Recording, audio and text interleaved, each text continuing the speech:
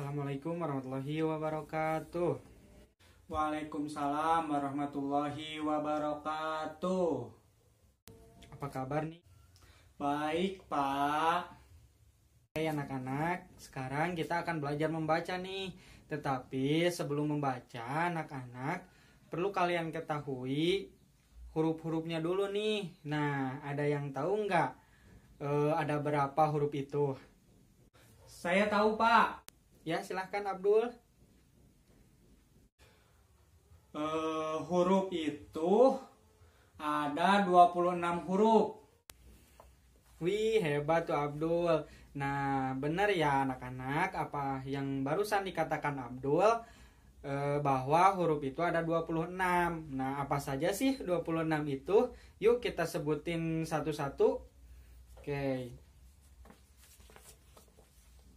Yang pertama ada A, kemudian B, C, D, E, F, G, H, I, J, K, L, M, N, O, P, Q, R, S, T, U, P, V, W, X, Y, J.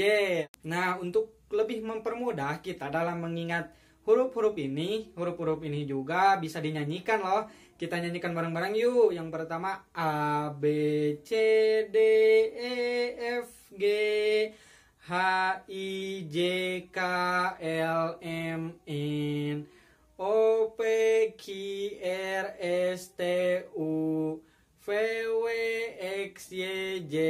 Nah, seperti itu teman-teman, seperti itu anak-anak, untuk lebih memudahkan kita dalam mengingat huruf-huruf ini. Nah, sekarang coba Abdul kamu nyanyikan huruf-huruf ini. Siapa?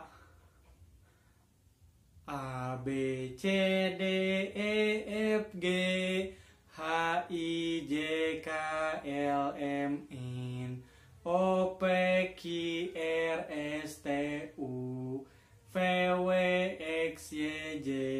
Oke, tepuk tangan buat Abdul. Bagus sekali ya Abdul. Nah, oke, sekarang kita langsung saja masuk ke pembelajaran membacanya. Bapak punya beberapa kata nih. Sekarang kita ejah sama-sama ya. Kita sebutkan satu persatu kata, satu persatu hurufnya.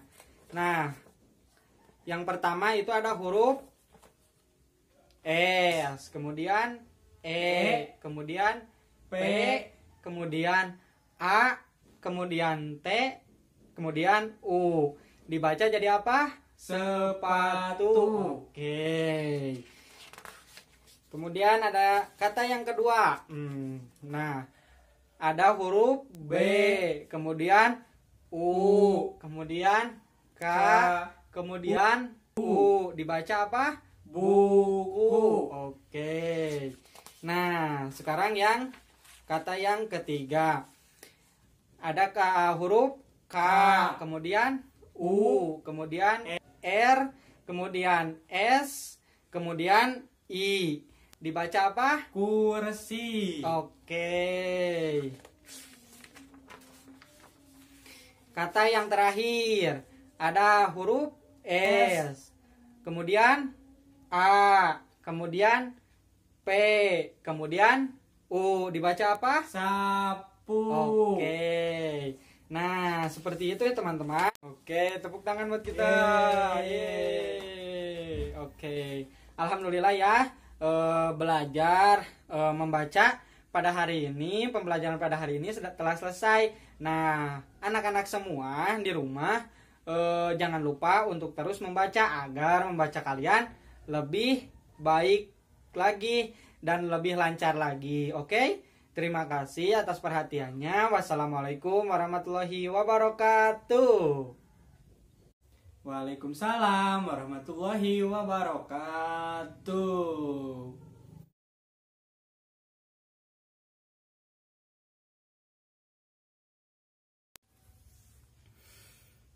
Nah, untuk media pembelajaran keterampilan berbahasa di jenjang SMP dan juga SMA mungkin tidak sesulit di jenjang SD, karena di jenjang SD sendiri cenderung lebih sulit karena mereka itu baru permulaan, mereka belum memiliki dasar-dasar keterampilan tersebut. Tetapi ketika memasuki jenjang SMP ataupun jenjang SMP dan SMA, mereka sudah mempunyai dasar keterampilan tersebut dari jenjang SD. Nah, jenjang SMP dan jenjang SMA tidak sesulit jenjang SMP dan jenjang SMA untuk keterampilan berbahasa ini tidak sesulit mengajarkan kepada jenjang sekolah dasar. Nah, jenjang SMP dan SMA ini mungkin sudah mempunyai 4 keterampilan berbahasa itu, yaitu menyimak, menulis, berbicara, dan membaca. Mungkin yang lemah dari jenjang SMP dan SMA itu di kegiatan menyimak dan berbicara. Kenapa? Menyimak, mereka kurang bisa menyimak karena mungkin keadaan lingkungan ataupun pikiran mereka sudah banyak. Kemudian yang kedua, berbicara. Nah, berbicara ini hal yang sulit dalam mengembangkan keterampilan tersebut karena siswa SMP dan SMA itu cenderung tidak bisa berbicara di depan umum dengan alasan malu, gugup, dan lain sebagainya. Nah, media yang digunakan untuk jenjang menengah dan atas itu bisa digunakan dalam materi. Untuk SMP itu bisa digunakan dalam materi pidato.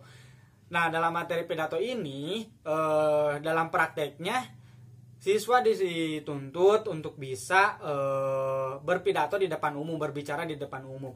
Nah, dengan pembiasaan praktek pidato ini di depan umum, mereka akan cenderung lebih berani untuk berbicara di depan umum untuk jenjang SMP.